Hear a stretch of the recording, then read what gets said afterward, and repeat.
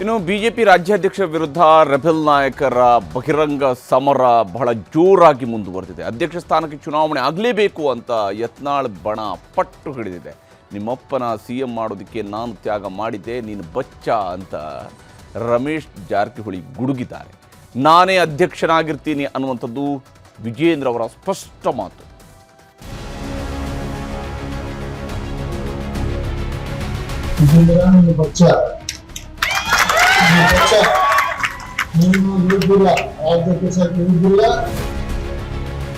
B Y Vijayendra ನಾಯಕತ್ವ ವಿರೋಧಿಸಿ ಮತ್ತೊಂದು ಸುತ್ತಿನ ಸಮರ ಸಾರಿರುವ ಯತ್ನಾಳ್ ಟೀಮ್ ರಾಜ್ಯಾಧ್ಯಕ್ಷರನ್ನ ಬದಲಾವಣೆ ಮಾಡುವಂತೆ ಪಟ್ಟು ಹಿಡಿದು ಕೂತಿದೆ.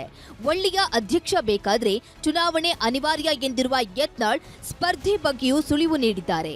ಅಲ್ಲದೆ ಯಡಿಯೂರಪ್ಪ ಸಿಎಂ ಆಗೋಕೆ ನೀವು ಇಷ್ಟು ದುಡ್ಡು ಮಾಡೋಕೆ ರಮೇಶ್ ಜಾರಕಿಹೊಳಿ ಕಾರಣ ಅಂತ ವಿಜಯೇಂದ್ರ ವಿರುದ್ಧ ಗುಡುಗಿದ್ರು. ವಿಜಯೇಂದ್ರ ನೀನು ಬಚ್ಚ, ರಾಜ್ಯಾಧ್ಯಕ್ಷ ಆಗೋಕೆ ಯೋಗ್ಯವಿಲ್ಲ ಅಂದ್ರು ರಮೇಶ್ ಜಾರಕಿಹೊಳಿ. ನಾನು ಶಿಕಾರಿಪುರ ಪ್ರವಾಸ ಮಾಡ್ತಾನೆ, ಡೇಟ್ ಫಿಕ್ಸ್ ಮಾಡು ಅಂತಲೂ ಸವಾಲ್ ಹಾಕಿದ್ರು. ಮಾಡಲಿ, ಪ್ರಜಾತಂತ್ರದ ಅವರಿಗೂ ಮಾಡ್ಲಿಕ್ಕೆ ಹಾಕಿದೆ. ಸಾಮಾನ್ಯ ಕಾರ್ಯಕರ್ತರು ರಾಜ್ಯಾಧ್ಯಕ್ಷ ಸ್ಥಾನಕ್ಕೆ ನಿಲ್ಲಕ್ಕೆ ಹಾಕಿದೆ. ಅದು ಬರಲಿ, ಚುನಾವಣೆ ಬಂದಾಗ ನಾವು ಏನೋ ಒಂದು ಪ್ರಕಟ ಮಾಡೋದು ಮಾಡ್ತೀವಿ. ನಾವು ಎಲ್ಲ ಸಿದ್ಧತೆಗಳನ್ನು ಮಾಡ್ಕೊಂಡಿದ್ದೀವಿ. ಚುನಾವಣೆನೇ ಆದರೆ ಯಾಕೆ ಹಿಂಸರಿಬೇಕು ಅಂತೇಳಿ ನಮ್ಮ ಗುಂಪಿನಲ್ಲಿ ನಿರ್ಣಯ ಮಾಡಿದ್ದೀವಿ. ರಮೇಶ್ ಜಾರಕಿಹೊಳಿ ಅವರು 17 ಜನ BJPಗೆ ಬರದೇ ಇದ್ದರೆ ಯಡಿಯೂರಪ್ಪನವ್ರು ಮುಖ್ಯಮಂತ್ರಿ ಆಗ್ತಾ ಇದ್ರ? ಮಾನ್ಯ ವಿಜಯೇಂದ್ರ ಅವರೇ, ಯಡಿಯೂರಪ್ಪನವ್ರು ಮುಖ್ಯಮಂತ್ರಿ ಆಗಲಿಕ್ಕೆ ಕಾರಣ ರಮೇಶ್ ಜಾರಕಿಹೊಳಿ ಅವರು. ನೀವಿಷ್ಟೆಲ್ಲ ದುಡ್ಡು ಮಾಡಲಿಕ್ಕೆ ಕಾರಣ ರಮೇಶ್ ಜಾರಕಿಹೊಳಿ ಅವರು. ಸಾವಿರಾರು ಕೋಟಿ ರೂಪಾಯಿಯ ಖರೀದಿ ಬಾಂಡ್ಗಳು ಸಿಗ್ತಾವು, ಸಾವಿರಾರು ಕೋಟಿ ರೂಪಾಯಿ ನಗದು ಸಿಗ್ತಾ ಇದೆ ED ಅವರಿಗೆ.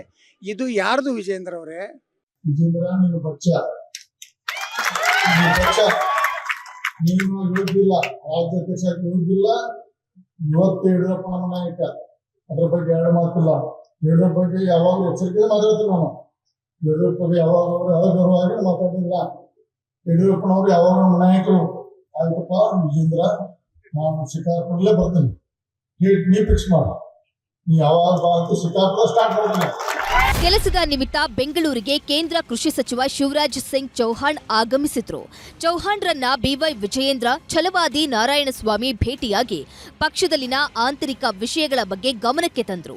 ಬಂಡಾಯ ನಾಯಕರ ಹೇಳಿಕೆಗಳಿಗೆ ಕೌಂಟರ್ ಕೊಟ್ಟಿರುವ ವಿಜಯೇಂದ್ರ, ಪಕ್ಷ ಸಂಘಟನೆ ಮಾಡಿದ್ದೇನೆ, ರಾಜ್ಯಾಧ್ಯಕ್ಷ ಸ್ಥಾನ ಬಿಟ್ಟುಕೊಡುವ ಮಾತಿಲ್ಲ ಎಂದಿದ್ದಾರೆ. ಮತ್ತೊಂದು ಕಡೆ ಆದಷ್ಟು ಬೇಗ ರಾಜ್ಯಾಧ್ಯಕ್ಷ ಸ್ಥಾನಕ್ಕೆ ಚುನಾವಣಾ ಪ್ರಕ್ರಿಯೆ ಶುರು ಮಾಡ್ತೀವಿ ಅಂದ್ರು ಶಿವರಾಜ್ ಸಿಂಗ್ ಚೌಹಾಣ್. ಮುಂದೆ ರಾಜ್ಯದ ಅಧ್ಯಕ್ಷ ಯಾರಾಗಬೇಕು, ಈಗಾಗಲೇ ನಮ್ಮ ಶಿವರಾಜ್ ಸಿಂಗ್ ಚೌಹಾಣ್ ಅವರು. ಹಾಗಾಗಿ ಅತಿ ಶೀಘ್ರದಲ್ಲಿ ಯಾರನ್ನ ಅಧ್ಯಕ್ಷರು ಮಾಡಬೇಕು, ಎಲ್ಲ ಹಿರಿಯರ ಜೊತೆ ಸಮಾಲೋಚನೆ ಮಾಡಿ ಉತ್ತಮ ನಿರ್ಧಾರವನ್ನ ಕೈಗೊಳ್ತಾರೆ. ಆದರೆ ನನಗೆ ವಿಶ್ವಾಸ ಇದೆ, ನನ್ನ 1 ವರ್ಷದ ಒಂದು ಪರಿಶ್ರಮ, ಇವತ್ತು ಕಾರ್ಯಕರ್ತರು ಕೂಡ ಅದ್ರ ಬಗ್ಗೆ ಸಂತೋಷ ವ್ಯಕ್ತಪಡಿಸಿದ್ದಾರೆ. ಇದರ ಪರಿಣಾಮ ನನ್ನನ್ನು ಮುಂದುವರಿಸ್ತಾರೆ ಅನ್ನೋ ವಿಶ್ವಾಸ ನಮ್ಗೆ ಸಂಪೂರ್ಣವಾಗಿದೆ. हमारे यहाँ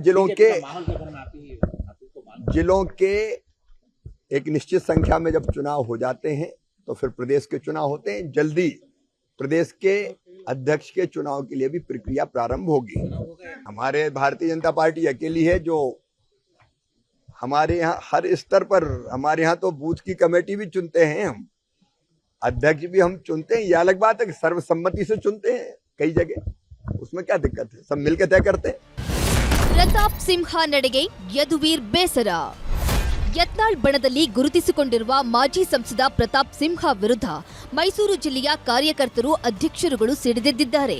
ಪಕ್ಷದಿಂದ ಪ್ರತಾಪ್ ಸಿಂಹರನ್ನ ಉಚ್ಚಾಟನೆ ಮಾಡುವಂತೆ ನಿನ್ನೆ ರಾಜ್ಯಾಧ್ಯಕ್ಷ ಬಿವೈ ವಿಜಯೇಂದ್ರಗೆ ದೂರು ನೀಡಿದ್ರು. ಈ ಬಗ್ಗೆ ಪ್ರತಿಕ್ರಿಯಿಸಿರುವ ಸಂಸದ ಯದುವೀರ್, ಪ್ರತಾಪ್ ಸಿಂಹ ನಡೆಗೆ ಬೇಸರ ವ್ಯಕ್ತಪಡಿಸಿದ್ದಾರೆ.